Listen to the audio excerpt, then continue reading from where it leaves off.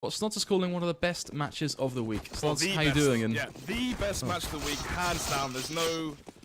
I mean, obviously, yesterday the U-Frag versus Ras, the final match was very good, final map even. But in terms of how this shapes the scene, and how this shapes the hierarchy of the scene, who is the top 2, who is the top 3, you know, right now you're going to be putting FM at the top of the pedestal, right? The best team in the UK. And then for that second place, for me, this could be the early fight for who is the second best team in the UK. And going from that, it could be Endpoint, it could be Heinz. They're called Oui Oui here, just because they wanted a bit of fun in the qualifiers. This is Heinz, the same Heinz is in ESL Premiership, and the same Heinz is going to be in Masters as well. it's the exact same rosters and such. There's nothing, you know, fancy going on. It's quite literally just a different name. So I think overall we're just gonna go with Heinz. I think that makes the most appropriate sense. I think you even spoke to them, right? And we kind of they said they'd get a name change relevant. Heinz. So. Yeah, they'd rather have Heinz. Yeah. Makes sense to keep it consistent across all the leagues and kind of bring it back. As you said, this is almost kind of that lightweight fight to start off this boxing match between these two teams. And who do you think's got the edge here? You know, going into Overpass. Wow, Overpass, I take Endpoint. In terms of Heinz, fairly newly team that's formed up. I mean, they haven't really had that much of a strong test. They played versus Kaz, ESL Premiership, beat them 16-4 on Mirage, and then 16-14 was I can't remember the map, I think it was Dust 2, but still very close game. But that was versus a new Kaz. This is their first real test. Talk about first test, should be just peeking up towards Party.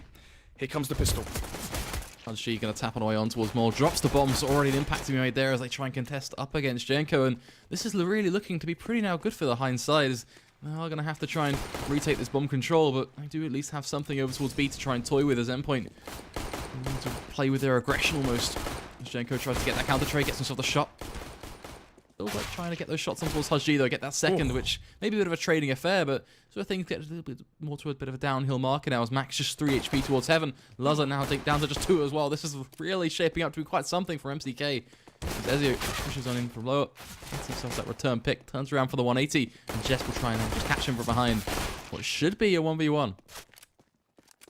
1 versus 2 now, Max on 3 HP. The bomb is exiting that monster tunnel and she'll enter the B-bomb site here. They push towards water as a team, as a unit. Max on 3 HP. Needs to find 2 crisp instant headshots if he wants any chance of taking this one. Bomb goes down. That's the first headshot there for Max. Can the second one connect? It can't. Just lands that. 1 body shot shall make it 1-0 in favor of Heinz. And already, the first pistol round for the side that is Heinz. On your T side, you're going to have the ball rolling into the economy. Endpoint here, if they decide to go for the full force buy, they will lack utility, lack nades. You know, you need those Molotovs with those tight choke points like Be Short, like Monster on the B-bomb side. Yeah, it's a very interesting choice from Endpoint really, because usually what you see is teams make one flat decision to all force or not, and what we've actually seen is 3 players go for the investment. Of course, Ezio, Max, and Imi and such, and then you've got kind of Lazar and Hudgy saying, you know what, we're going to save a couple of thousand here. We're going to leave this money in the bank. So an interesting choice, and it's going to be, you know, certainly intriguing to see how that's going to affect their economy in the long run. Perhaps that will play into their hands when it comes down to things like you mentioned, utility and kind of what they can bring in these future rounds. But for now, let's see what these close range pistols can do. Of course, Overpass does a map where you do have a lot of kind of nitty gritty angles. You can kind of worm your way through with a CZ and 5.7 and such. You can catch your opponent off guard, find a couple of cheeky headshots, but it's not as easy as that. It's very easy to kind of just almost lay down the scene and say, go find a headshot, go hold an angle. Heinz, they have the rifles, they have the SMGs. They can quickly flick back in return, and one single mess up from Endpoint nullifies any attempt with a pistol after all. So 55 seconds on the clock. Heinz do have to make a move. Endpoint, they just have to sit tight. Very, very standard anti-ego here for the side of Heinz. That is going up long, flushing to toilets, getting the entry towards the A-bomb site. Lazar shall fall. I believe he had a deagle there. RP250, he is saving for that AWP. Actually, talking about saving, we could be seeing the double AWP setup come up from Endpoint as Hudgy is saving as well. So we can touch on that and why that could be prevalent later on. Espen Coat pushing out towards toilets, towards the A site. Nice headshot there onto Ian. Or Imi. Max as well, the 1-for-1 trade. Mo does get that kill. 2 versus 4. Endpoint, they've already got their 1 kill. Can they get any more and try and take some guns out of the hands of Heinz? Getting that bomb down is going to be pretty nice for this T side. They are just going to begin to almost a bit of a time-ticking affair, leaving Endpoint now to kind of withdraw into the shadows. And it'd be nice to see Ezio and kind of Hudgy find a couple of frags here, but at the same time, you have to remember they have the Kevlar.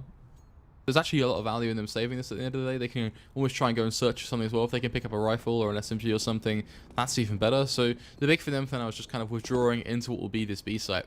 The curveball will be Jenko. He's still pushing. He's still going aggressive. Jenko will get caught off guard, but he's still going to win the battle. That's kind of what we talked about right at the start of the round with these SMGs. Endpoint, just a single blunder with a pistol gives the opportunity for Heinz to whip out that SMG and find that shot back in return, which is exactly what Jenko is able to do there with the MAC-10.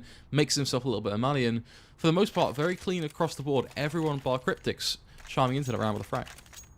So, as I was talking about previously, why would the double op setup for Endpoint work versus Heinz? Heinz, new team, very strong individual players here, and they play loose. Mole is the IGL, but he makes loose calls because he knows he's got such talented players. Double op setup, you take one up towards long, one up towards A, and then you have the second op go towards what? B short, maybe connector. You're going to be expecting these rifled players to just be dry peeking you, trying to out-aim you. If they anticipate a CT play on a rifle, or an M4, sorry, you know, the likes of MCK, Jenko, known for their aim, in their heads they're going to be very confident peeking you, and op could catch them off guard, and maybe even find an upset round there. Certainly would be ideal, and perhaps that kind of leads into the longer game plan. But for now, the immediate future, the current context of what is going on, we do see an AK in the hands of Endpoint, but all in all, I don't think there's too much hope in this round, is there, Snods? It's just about that same old sort of storyline of, okay, do some damage, kind of have an economic impact from there, and maybe see if you can drop a couple of rifles. Deny Heinz from even saving them, but that's such a hard task in itself, so yeah, it's just going to be them biding their time while holding on these sites yet again. Jenko and Mole going to be this kind of duo over towards short, picked up by the rest of their team. Hudgy going to tap away with this 5-7, just tries to find a couple through the smoke, and unfortunately that's actually acting as a pretty nice shroud for the T side to push it out. Is going to find one on towards Cryptics in the later end, and flicks over towards Jenko, and this one is well and truly looking doable now, combining off the back of their teammates. Endpoint are just looking for one pick with 4 left standing. They have the manpower, they have the trading ability to run with this home. All Jesper has to do, though, is just try and withdraw to the backlines and take these 1 versus 1s, but something tells me Endpoint are just not going to give it to him. Hudgy, the only player on the CT side of the armor. I don't think he can give the AK to him just yet. Would be nice to have the player with the armor on that rifle. Good crossfire here from Max, his teammate, in case Chess goes for the push, but with 10 seconds left, trying to hit the frag. The trade comes out, Max takes him down, 2-1. How was that? It was so good that Endpoint didn't peek there as well. Just to kind of throw that in. The second that becomes a 1 versus 2, that's very, very winnable for Chess. They didn't overface, they waited for the clock to go down, they know Chess had to find some 1 versus 1s, they did not give them to him. But they allowed the clock to tick down, and that applied pressure to Jess. He had to push, walked into the crossfire, Max took him down, and seeing 5 rifles actually, no AWP, so they did have money for the AWP. Maybe they thought Heinz's money was a lot worse than it actually is.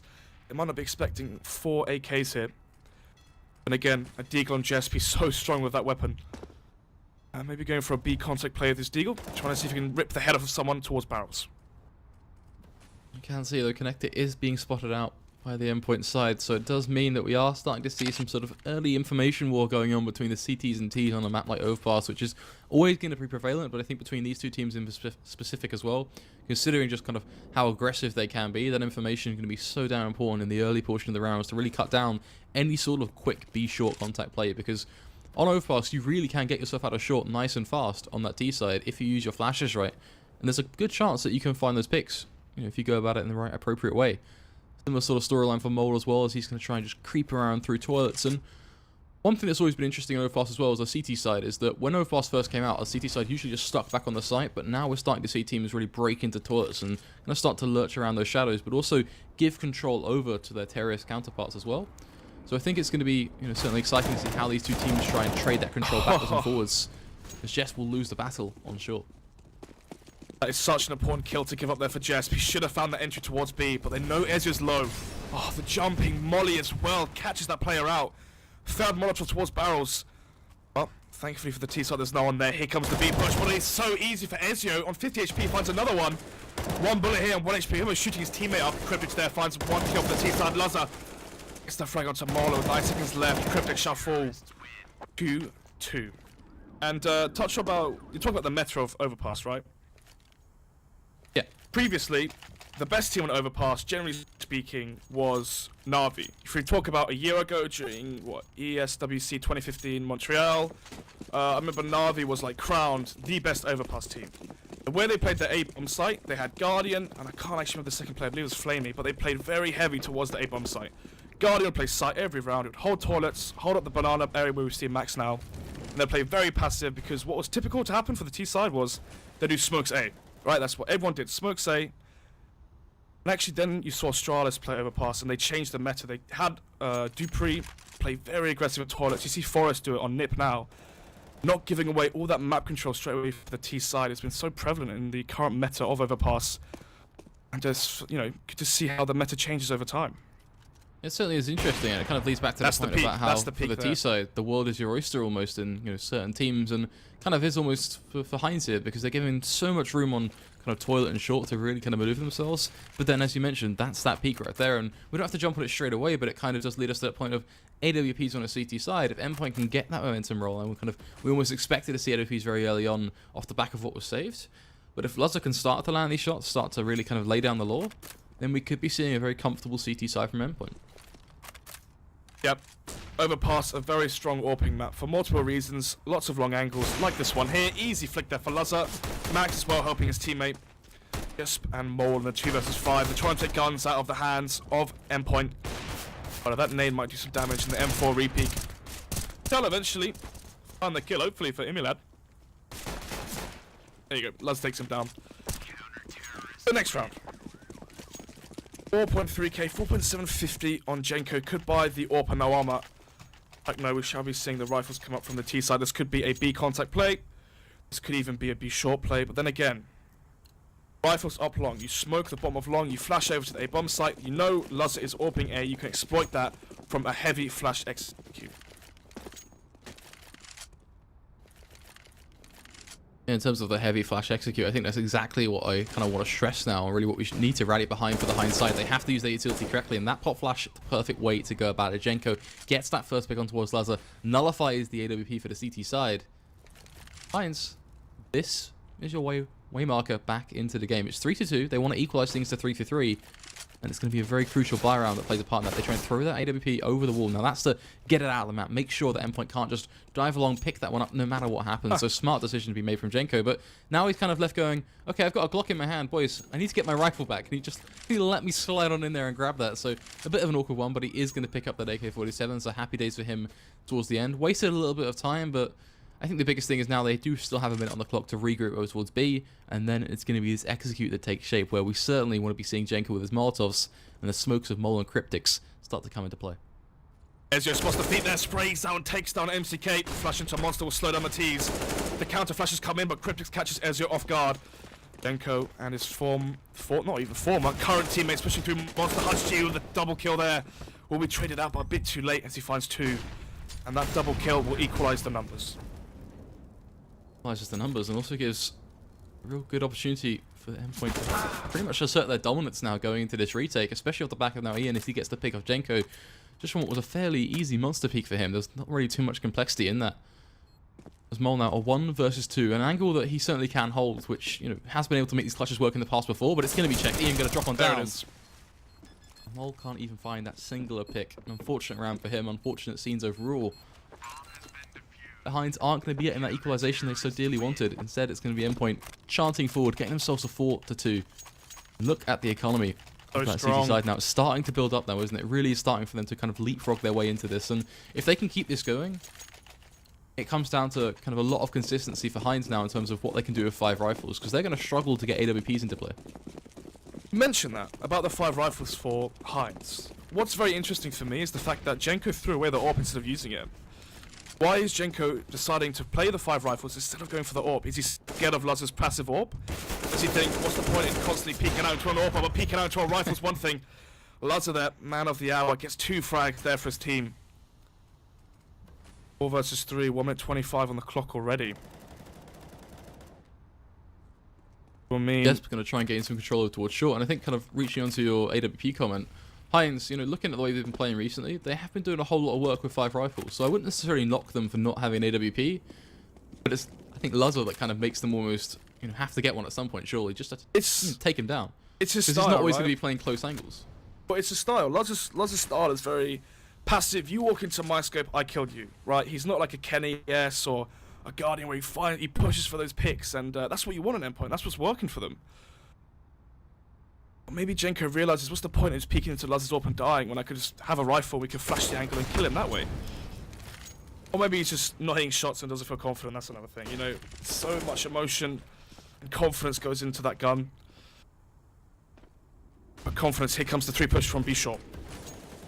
Yeah, it's going to be a bit of a snack clutch sheet. Going to be there to find himself one Ezio for a second, and the pillars will truly fall into place. And ironically speaking, a pillar is what blocks and saves Cryptic Slice for now, but it only will last so long, as Ezio eventually is going to curve those shots just far enough around it to claim the life of Cryptic's the last man required to close out that round. As Endpoint keep on this push, a slow burner, 5-2. Heinz, this time around, it isn't going to be 5 flat rifles, those snods. Look at their economy. This is what we talked about, them kind of struggling with the AWP, but we almost neglected the fact that it's not only struggling to get AWPs, it's struggling to get buys in general. It's kind of going to be that, okay, we can buy this round, and we're forced back down to an eco, and then we can buy the next round. Kind of back and forth, awkward arrangement for them. So we do start to want to see a round on the board for Heinz, just to get them some economy to play with. Of course, Luz starting off strong on this eco with a pick on towards Cryptics through Connector, leaving just these pistols pretty much across the board now. In a bit of an awkward run, really. Yeah, I mentioned in the preface before this game that AWPing towards Connector could be very strong versus Heinz. So without the structure, the player that always goes Connector will throw the flashbang, will throw that Molotov out. Could quite exploit that with a strong AWPer in Luzza. So bomb towards Playground A. 3 of the players towards B. This could be a fake for the bomb plant. Or, if you make noise towards B, many times if there's a CT player in toilets, he will push Connector. Easy kill there for that T player. Mole, that is. So this will look like a fake for the bomb plant. Just for the money. If they can get away with it, the money would be certainly plentiful. Something we've really kind of stressed now for Heinz, but just looking at Luz's position and going, okay, he's clearly kind of designated himself as the driver or the anchor in this case to be more at. So he's just going to park himself on site. Maxwell is going to almost be there to help him, just this dynamic duo of Lazar and Max to mop that one up, denying any sort of bomb plant, any sort of economic impact, and it's not going to cut them down from getting a buy. They're not going to stop, they're not going to be held back, they are going to be released unchained to go into this one with that AWP and 4 rifles, so certainly interesting that they are going to get that AWP onto the back of Mole, but again, it's that same sort of kind of idea of, okay, they need this round, otherwise we're back to just another moot point of, okay, well, what money do you have now? Where do you invest? And if they do drop this round, it's 7-2, that's starting to become a bit of a landslide. It is indeed. Once it reaches that 11-4 point, it becomes so difficult to come back if you lose the pistol. As they're losing the duel. MCK, nice headshot there from him. MCK, known for his headshots, not known for his sprays, but his one bullet accuracy is so strong. Esp there with the one ball onto Ezio will make it a 5 versus 3. And Endpoint get a bit anxious here, they're getting quite aggressive. Luzza falls, the loss is for Endpoint, and Ezio's trying to make up that difference. He's trying to make it the 4 versus 4. And instead, makes it 2-man disadvantage for his team. And the timing for Max could be perfect here. Manages to catch out 1 or 2 players on the T side.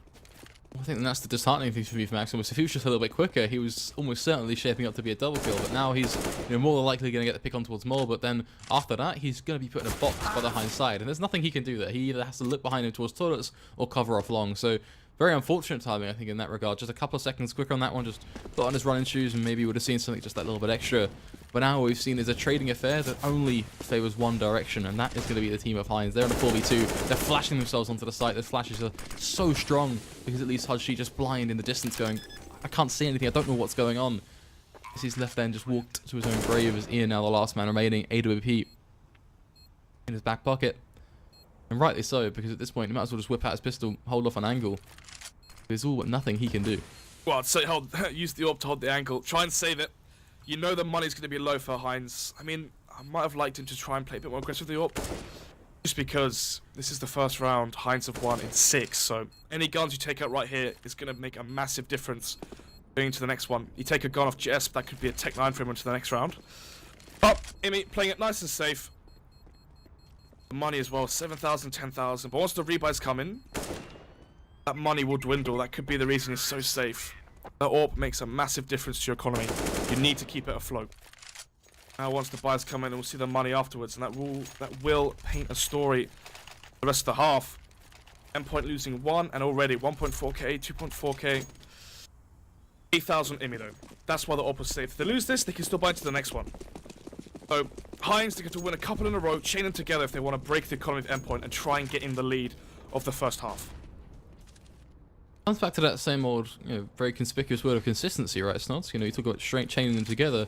That means that Heinz can't afford to just go into one round, throw a couple of smart flashes, and get themselves these picks. They have to do it for a couple and actually hold things together. And that's almost a bit of an iffy kind of question towards the side of Endpoint as well, because you mentioned how they were getting a bit shaky almost, just kind of going for these Not aggressive shaky, picks. just what was the word I used? It was the right word. Yeah, I can't recall the exact word you used, but Anxious. I think anxious sums it up quite nicely. Yeah. So if they can calm that down a little bit, then it kind of leads us back to that kind of standpoint of, okay, who is going to be able to take control of this one now? Well, which, this round is probably prime time to let us know that. It's like, if you don't give Heinz the openings... Oh, that is such a good pick. Mo just taking the pixel head off of Luzza. G though, towards the B side, makes it a 4 versus 4. Ian... What do we call him? Innie. Flashes over towards Banana. A short even. Trying to hold off any attack and trying to slow down those T's. There's a molly on 3 of these players, so if they can get a molly towards toilets right about now, I don't believe they will be able to. But look at the flank here from Max. Could be so damn strong. All Emi has to do is hold the angle, wait for his teammates as well to fall into position. Also, it will be looking for a pick. Doesn't want to overface. If he can stay alive on site, then it's always that kind of slowdown effect that he'll apply as he finds that first frag on towards Mole. Re-picks though directly into Wozhenko. Finds himself burned away in the fire and the flames. Max is going to try and come over behind, just to fan them almost, but now, look at the change of pace from Heinz. They're well aware that someone's going to try and wrap from behind. They're well aware that a lurk is almost certainly in progress. Which makes Max just that little bit harder. But how has he managed to walk out to this? Gets himself a double kill, takes down Jess, takes down Cryptix, leaving Jenko perched upon long, trying to close this one out for the rest of his team. Looking for that single pick on towards Haji. We'll find that. Looking for the second trade on towards Ezio. It's not going to happen. It is going to favor Ezio. He will take that one for his team. Endpoint 7-3. Max there playing the long con, getting aggressive towards A long for the information. Here's all the footsteps towards toilets. I mean, I say that, but the rotation didn't come in, so maybe I'm wrong there. But still, played for the information, pushed up towards long, had the flank come in, and secured the round. If he wasn't there, already pushed up toilets, I mean, a very hard 3 versus 3 retake there, where you see, Jenko towards long holding bank, player on site watching the push up from stairs, and they had that third player as well that died first towards toilets, holding off that retake. Sorry. But yeah, as I mentioned before, if Heinz aren't given the entries, or if Luzza finds them, a lot harder for them to take these rounds because the executes here for such a new team, they're not going to be anywhere near as strong as the retakes from Endpoint. I think they're always going to have a hole on them as well, right? I think that can rightly be said, that there's always going to be something that Endpoint can punch their way through during that execute to get themselves just a further advantage. Just on that singular push when they decide to charge in, even getting a single pick there as well and edging it to a 4v2. So much value in it for the CT side, so it does get a lot more difficult for the Heinz side, and it really does amplify itself almost as the rounds tick on by and the clock continues to wind on down. So we're looking towards these early rounds for Heinz now, saying try and get these picks, try and play to your strengths. Molt so desperately looking for Ian, but that's just insulting. He berates him through the just wooden fencing there, more than happy to take him down right on through that one. We talked about the trading game. Well, it's not quite a 4v2. Instead, it's a 5v3, which, well, is even better. Yeah. About to be a 5 versus 0 potentially, because with 30 seconds left on the clock, Molotovs as well. There it is. It's really going to take, 6 seconds off of the clock and make this push a lot harder. 20 seconds down, they know it's B. They may know it's speed, but they can get onto the site. A whole different question. They're pushing directly into Ezio. He is not missing. A double kill for him. Looking to up the ante for a triple. Haji, of course, there to hold the cross as well. Just making sure he can catch the trade is so dearly needed. And it is going to be required of him, and he is going to land it. Endpoint, they take it 8-3. Now, I want to bring you back to something, because this first half seems to be very quickly slipping out of control now for Heinz. You mentioned how this could be one of the biggest matches to set the pace for these two teams. Is this just overpass? Is this a CT side and T side clashing up against each other, and you find this to be expected and normal? Or are we starting to see a very strong performance from Endpoint that is kind of leaving Heinz by the wayside? It is expected. I mean, the fact that Heinz is such a new team and you're playing T side overpass, that definitely a map that has depth to it on your T side. It definitely is going to be an uphill battle before you are drilled on the map. And again, I am anticipating more of a stronger CT side. Individual skill in these players. I mean, MCK on the pistol rounds, Mole's brain, especially with the AWP, he's so smart with it. You saw the pick he got on Luzza. And then Jenko, Jesper, Cryptix, those players are so strong individually. They're going to be able to hold spots. They're going to be able to hold toilets, hold A long, and hold their weight on this map. The problem is on your T side, when you need that team play and that cohesion, it's very hard to have that straight away for a brand new team when there's, I don't want to say a lack of chemistry, but definitely a lack of experience as a team, as a 5-man unit. So I was anticipating 9-6. That's what I thought was, well, maybe a 10-5 even. But even then, 10-5 and Heinz win the pistol, this could still be a very competitive game. Almost certainly. I think, 83 is a score that may feel like a landslide, but there is always, that last minute, just a couple of sitting around. We saw actually with Rasta and such yesterday what was a completely one-sided half quickly turned into a 10-5 as well, just off the last couple. Eventually did switch, but nonetheless, it kind of really highlights that it's not over until it's very much over. Though, I think the concern has to be said that Heinz do need to make sure they at least get that minimum of 10-5, because if they don't, then you are kind of reaching into that way of saying, have they got enough rounds to fight with on that second half? Because there's always going to be that argument of, okay, Endpoint they hold too much over your head, but they are just going to be able to just outwin these trades in the second half and close it out. Not about holding things over your head, it's the fact that they're a drill team, right? These guys, Endpoint, they're going to be able to grind out rounds. If you give them 11 rounds on their CT side, they're going to find 4 or more rounds on their T side. They can grind rounds out with strats. Every now and again, they can get these rounds with insane skill. You saw that pistol full eco round they had with those headshots with the pistols. Endpoint, if you let them get to, 11-4, I definitely feel like they will be closing this one out. Push towards A. So much damage from Max onto these pistols. Look at the amount of tagging he's inflicted just right through that smoke. Mole will find the trade with a Glock, but is that actually going to be enough merited damage? The answer is going to be no, as it's going to be a dunk with a nade. Ian there to hold off Transformer. Lazar a pick with the AWP.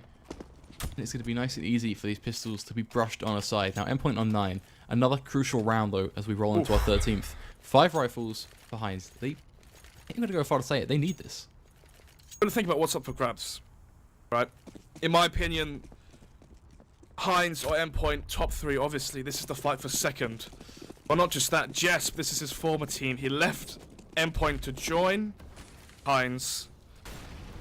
Join this lineup, so there's definitely, I don't want to say grudge match, but a lot of ego up for stakes here, and obviously Endpoint, you don't want to feel, like they made the wrong decision with having Jesp exit.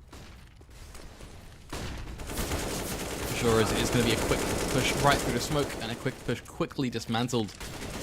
Heinz already find themselves well and truly subdued. Wow. What is this? They dart through a smoke, flashes, pretty almost minimalistic.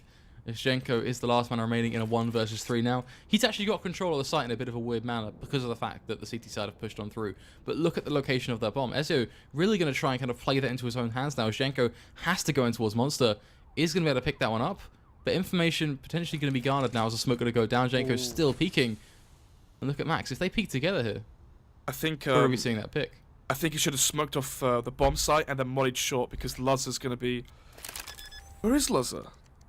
Is Lazar not heaven? Oh, he's gone towards A. They thought he could go back, wrap from CT spawn up to A. Okay, that's fair enough. Oh my god, that could have been crazy. It could have been a crazy spray down. Yeah, I saw the HP. The spacing between the two of them. Yeah. I thought he headshot Max and then could have sprayed Ezio there for a second, but actually just one bullet hit Ezio. He had a dream snods. I like that. Yeah, but still, 10-5 was what I don't want to say anticipated before the game, but after seeing how Heinz were playing on the T side, 10-5 was definitely a number that sprung into mind. They win the rounds when they have the picks. Very hard for them to get the picks as long as Endpoint don't get too anxious and over-aggressive when they don't need to. They don't need to force the plays here. They can win rounds versus 4 versus 5. There's no need to try and make up a loss if you do lose a man early. For sure. Of course, utility is going to be expended yet again from the CT side. Nothing abnormal, nothing kind of out of the box. The biggest thing is, are we going to see another blisteringly quick round? We just saw moments ago where it was a bit of a rampant push. B site certainly seems to be favoured though for Heinz, as they are going to get themselves out towards the B site, looking for that perfect, going for a spray down. Hudgy to find the trade, Ian to find just another. Look at him playing around. This is going to be perfect. Finds so many picks here. Gets himself a double kill and then takes down Jesp, leaving Zhenko a Mole to try and contest this site now as Hudgy dancing around through. Hudgy going to take down one, takes down the second, slams it home for Endpoint as they take it 11-3. Your 10-5 dreams, they are gone. Now we're playing for 11-4, if that. My. Oh my.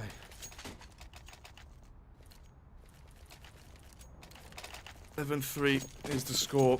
D gonna get on Jess. We saw the whiff he had earlier on Ezio. Hopefully he won't repeat that. I mean, I'm trying to think right now. What's been working for Heinz? They can get control of toilets. They execute onto A. Maybe they should try and go back towards A. I mean, they had the bomb site one round, then you had that crazy flank from Max that definitely made them lose that round. Maybe You they actually should subbed go out back. quite nicely though with the picks though. I honestly think you captured exactly what was working behind. When they actually had momentum and they had control of the game in terms of the pacing, and they were able to get that first pick, they were always able to achieve something. But once the trades started to get thrown in, once the site holds and the retakes came into the mix, Endpoint, they seem to just be the better lineup when it comes down to a CT side of Overpass right now.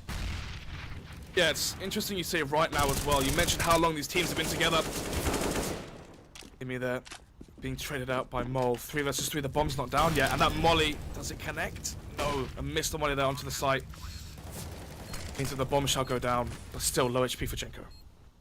We'll get to see these retakes as well get put on display. Jenko just playing around the smoke, trying to always use that as his own personal shroud. It's just to play around this pillar. He's going to be contesting as well. Over towards short in an ideal way as Lazar going to dunk straight on towards Mole. That's a trade already they're looking for. Max to find a second on towards Jenko. Lazar is going to get taken down by Jess, playing it into a 1 versus 1. Max on the site, toying with the idea of getting on that bomb. Isn't quite able to jump over that fence. But nonetheless, toggling the defuse. Jess was going to push on up now. Pistol in hand. He's got it. And Max is going to win this one. Gets on the bomb. Max should have this one just by the nick of time, but has it nonetheless. What a half. 12-3. That's not a 10-5. That's not a 9-6. A mauling, that is. Looking at the scoreboard, Jenko, the only real player here, firing on all cylinders for Heinz. Then again, the frags are so spread across the board for Endpoint. Lazar at the bottom there, but each kill Lazar's had has been so impactful, right? You think about all the ecos they had towards B, all the pistol kills that Ezio got, or versus pistol, sorry. So overall, 11 kills were very important kills. And the 11 frags to are 15 isn't a big difference. yeah, exactly. I did say they were spread out across the board. Yeah. Looking there in the server, the coach for Heinz. Do you think that as much, out of curiosity? Yes, Coaching's been a pretty interesting topic for the UKCS community. Slicky, you got to think as well, right? Even if you take out how much he knows about the game, Flakes, for a living he observes ECS, right? He watches he watches 10 pro maps a day. That's more than any pro player does. When you think about all the setups he can bring, the pistol strats, the the flashes, the nades, the strats he can bring, and the knowledge he already has and experience as well, he's definitely a big asset to have. One thing is certain, it's an asset that is Toilet is going to be taken control of by this T side now as they try and just regain themselves map control. And bit by bit, it's coming into their favour. Ezio, the first headshot on towards Jenko. Mole's trying to contest over towards Long. Taps away with this USP. Jesp searching for something over towards B site. Almost an archaeologist on a mission, but little does he know he's on a bit of a pointless one at that, as there's no one nearby for him to find. The concern is actually going to be this A site now, as Ezio leading the charge yet again. Block in hand, finds the pick on towards Mole. Hudgy, another on towards MCK. And this is looking beautiful. A masterpiece from Endpoint in this pistol, as Jesp and Cryptic's the last two remaining in a 2 versus 5 snuds. How are they going to bring this one back? Yeah, they're not. They're not. Let's put it like that. Unless something absolutely crazy happened. If he had that follow shot up there onto the player's side, then maybe we could have saw some magic happen. But unfortunately, I don't think we're going to see the retake come in, especially without a kit as well.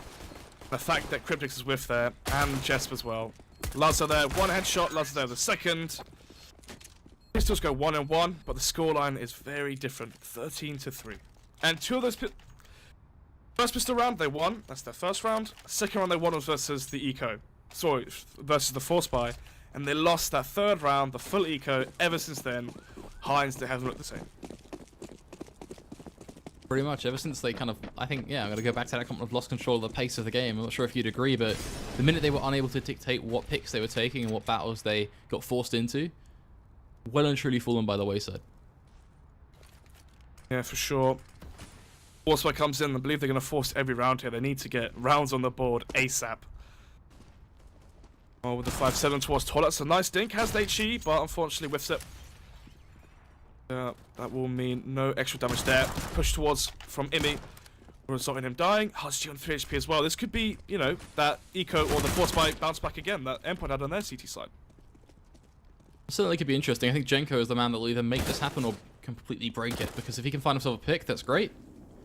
MCK, of course, will look to help him as well with this Deagle, but doesn't seem to really be working out too much now. And you kind of got to bear in mind, Ezio is still going to be lurking in the shadows. He's going to flick on towards Jesp, and from there, it's kind of like, okay, you just held some candy in front of a baby, and now you're pulling it back. Yeah, it's falling apart. Jumping drive by the SMG. Yeah, this is all falling apart. 16-3 is what it's probably going to be. Have you ever seen a 14-3 comeback? I think once.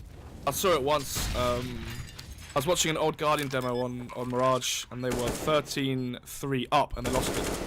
I remember hearing as well, I think the Rogue Heroic as well for the EPL relegation match. Apparently that was quite crazy, according to Harry. Very interesting moments, bringing it back from pretty horrendous scorelines as well. So, at just Harry GG. Yeah. So a couple of interesting moments. So I think, you know, it's not impossible, Snoz, but I mean, well, what you're looking at right now is probably like 1,000 straws, and you're trying to find a needle dead in one of them. So it's not going to happen, I don't think. Especially with just how controlling Endpoint have been. It's the margin for error, right? It's the margin for error. You have 2 rounds as your margin for error. If you make one big mistake twice, that's it. Map's lost. And for them to win 13 in a row and to only give up 2, that's going to be very, very difficult. So, I comes in. Obviously, they're having to force by every round, so their money is always going to be bad. They're probably going to have to force this one as well. Or then again, they might just eco this one and then try and get some confidence round. Maybe try and make it 16-6, 16-7, even though initially it was 15-3. Then again, at the end of the day, it's been a stomp from Endpoint. A complete whitewash, and kind of the question I want to pitch to you, while this pistol effectively takes place, that's certainly what it feels like it is. Do you think the second map is going to be any different? Yes, depending on what it is. Another nice headshot there from Mole.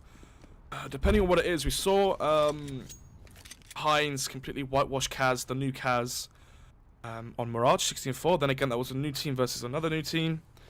I know Imi was watching that, so he's got some stuff to go through in case they do find themselves on Mirage versus Heinz. What else? It could be Cash. Endpoint are good on Cash. Beat alternate attacks on Cash. Many masters win on Cash. I actually did get completely owned by FM on it though in the Masters finals, but that was versus a very different team. For sure, at least one thing is coming to this round. They're playing the clock. Endpoint. They don't want to still risk things, do anything too crazy. No reason. And I do kind of like that from them, right? You can kind of almost tell that Imi's going to be there kind of holding them on a leash and saying, boys, we don't need to throw this. We don't need to lose any more rounds than we already have. Let's take the 16-3. Let's not make any stupid mistakes and just get it over and done with right now and use that momentum in that second map. So I do like this, and I think it is, as you mentioned, very smart overall. So let's see if they can keep it together, at least perhaps with pistols. Going to put up a bit of a fight. Jesp is finding himself a lot of early on damage, including a frag on towards Imi. But it all doesn't quite fall into place. Jesp got a full Mole next in line as Max pops off yet again. HG and a tempo towards Bank, leading to the death of Cryptix. And this is an absolute bloodbath. Well, a bloodbath, but only with one team's blood, and that is Oui Oui, or Heinz as we should call them.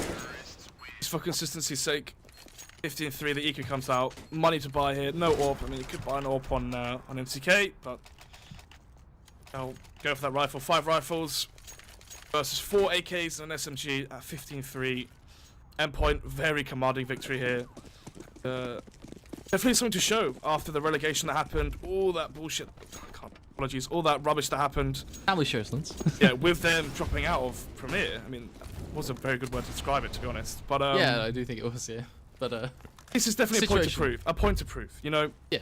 They deserve to be playing versus the top level of CS. For sure, it'd be interesting to see kind of how they grow as a team as well. Of course, they've got this new addition of HG on the lineup as well, which is different from what we saw in UK Masters and the like. So I do think that that's going to be nice to see how perhaps they perform in this coming season of UK Masters, how they can perform on LAN within the UK, and that maybe will give them an opportunity to then try and do their mission, which is break out to Europe. But just to cut me off there, Oui Oui, or Heinz, did a pretty good job at making this happen, at least. Bringing a bit of French flair into this one, it seems, as Max is able to punish Cryptix and at least bring it back to a 2 versus 4, but it still is just that, a 2v4. Low HP as well onto Max. No kits. The CT side, so if bomb goes down and a crazy first couple frags happen, and it is a 2 versus 2. Could be seeing potentially 16-3 and ending it right there. Do you believe Endpoint 100% going to take this one? Then again, it's good to see what happened, or what could have happened, if Heinz started on the CT side instead of losing the knife round. I think that certainly is an interesting point. Kind of what happens if Heinz get control of the momentum in a similar way to the way that Endpoint did. I think one easy way to kind of sum up what Endpoint they've been able to do in this matchup is really just kind of grab Hines by the balls and say, you know what, this is how we're going to play, and this is how you're going to play some CS tonight. Oh, and the timing. hasn't really worked out. From the looks at the timing, it is going to be pretty damn strong though for Mole, and it is going to be at least a 16-4 at a maximum, but it comes down to whether it is just going to be a quick closeout for Endpoint or kind of how they're going to approach this round. Of course, looking at their economy, it isn't actually pitch perfect. It's actually pretty shaky kind of across the board. They've got some high players, they've got some low players, have got enough to still go for a buy. Is it going to be a closeout, or is this kind of at least a little bit of a last-minute resurgence? Just confidence kills. I mean, at the end of the day, if the tweet goes out, Hines lose 16-7, it's not as bad as 16-3. But I'm looking at the chat right now on Twitch. Yeah, this is the Mole that played for Easy Skins. And about Easy Skins, you mentioned Zliggy and how important Zliggy is. Well, the only team to have a real international result versus RNG Renegades was Easy Skins, and that had Zliggy as their coach. So there you go, Flake, some trivia. Interesting point to be made. Yeah. Curious to see kind of how that's going to play into things overall. It's how hands-on is he, right? I know he's a very busy man. How invested is he into this lineup when there's currently no salary, right? Easy Skins, they're paying them $400 a month. That's still money. That's still a reason to concentrate on this team, you know? How much effort is he going to put into it for free? That is a good question. Yeah, it's certainly one that hopefully maybe one day we'll get an answer to, Snods. And I'd be intrigued to see kind of whether we can see that get an answer to via play. I think, it gets a bit tiring after time to hear people kind of come out with all talk. Not saying that's the case, but, I think you kind of get the gist of the general point and making it much nicer to see that come into action than it is to see it just being, said. Lazar looking for the pick on towards Mole, and he's going to get it. Mole, getting taught a pretty key lesson. Don't tap that spacebar, my friend. It's not quite worth it, as he's going to lose his life off the back of that. As Endpoint set themselves up this push back on towards the A site for potentially the final time. How do you not see that play? How do you not see Lazar as well? When you jump peek that, you can see long and you can see short. Easy shot there for Lazar to kill as he re-jumped. Another easy kill there for Max. 3 versus 5. This is looking like a 16-14. This is looking all but done at this point. MCK and Cryptix, the last two, perhaps the final nail in the coffin of the side of Hines, and they are looking just to dart them through with these rifles, make the best of what they've got. But is that just going to be themselves, their bodies splattered over the wall? The answer is going to be yes, quite literally speaking, as MCK will at least find that trade on towards HUDG, but it's still a 4v1, and MCK is still in a bit of an awkward one. Lazar holding the angle with the AWP. Getting ever so daintily on towards Transformer, and MCK running out of time, so if he wants to go for this one, now is his one final chance. There we go. And there you have it, 16-4, domination from Team Endpoint.